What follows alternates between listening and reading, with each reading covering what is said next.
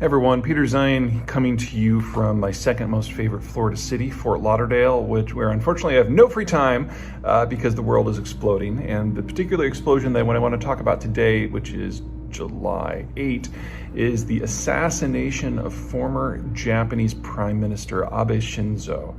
Now, I don't have a lot of insight here into what happened specifically. He was shot during a political speech. His assailant has Abe did die earlier today, bleeding out in the hospital. But I think it's worth putting all of this into context. Japan is a country that has largely purged political violence from its system. Now, back in the pre-industrial days of the 1800s and before, Japan was a radically different place, almost primal. The samurai controlled most of society, and violence among them was quite common. But when industrialization happened, the new alliance of the new businessmen plus the emperor largely purged most violence from the local government, and that included the more literal purging of the samurai class itself. This is the Meiji Restoration, for those of you familiar with the time period. Now, at the national level, violence remained, because now we're talking about nationalist, fascist, imperial Japan. And that's what brought us to the Japanese war machine and the Pacific theater of World War II. With the end of World War II, this strain of political violence was largely purged as well. Weapons became very difficult to get a hold of at all. In fact, in all of calendar year 2021, Japan had one gun-related death. Last week, the United States had 220. So having somebody walk up to a podium with a gun is just not something that happens.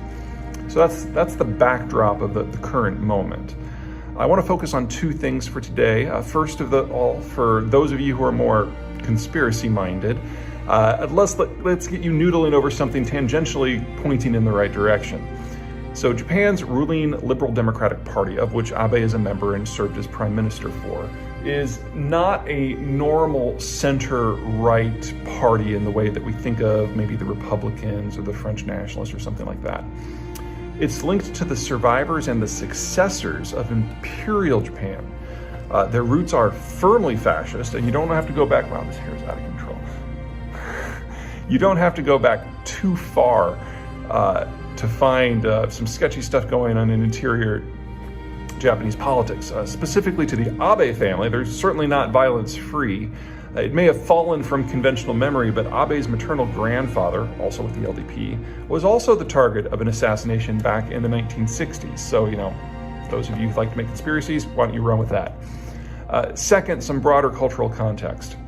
Now, I am just speculating because we don't know anything about the assassin at this moment, but Japan does not, as a rule, embrace change. This isn't the United States, where the lack of internal barriers to movement means that we're always interacting with and arguing with one another, and where challenges and change are the norm. Instead, Japan is a series of mountainous islands, with at best weak connections among the population centers.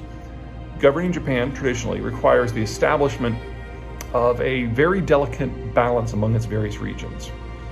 Its foreign policy under the United States' globalized order for the last 70 years has been remarkably static, focusing on trade and resource access while part of the American alliance network.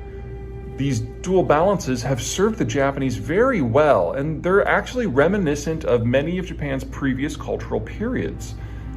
The Japanese strive for stability. Change means a disruption of the balance, and that's pretty common for cultures that are resource poor. Instability itself is the enemy. And so the Japanese and countries like them tend to ignore small changes until those changes build up into something overwhelming, and then it all breaks apart at once. The place changes radically and in a searing manner, almost overnight. Japan is definitely moving towards one of those shakeups now. The American security guarantee is not what it once was. The rise of China has provided a local competitor. Demographic implosion in both China and Japan and around the world is changing economic models. And the post-war global system has taken Japan about as far as it can go. Everything's up in the air now. If Japan is going to have one of those occasional cultural shakeouts, now is about the time that you would expect it to happen. Which suggests that things are about to get very real. The assassination itself, well, obviously not great, is likely not the real problem and just a symptom of a broader societal shift. The last time the Japanese had one, it didn't end until the nuclear destruction of Hiroshima and Nagasaki. The time before that, it required the physical liquidation of the samurai as a class. When China changes, it changes everything.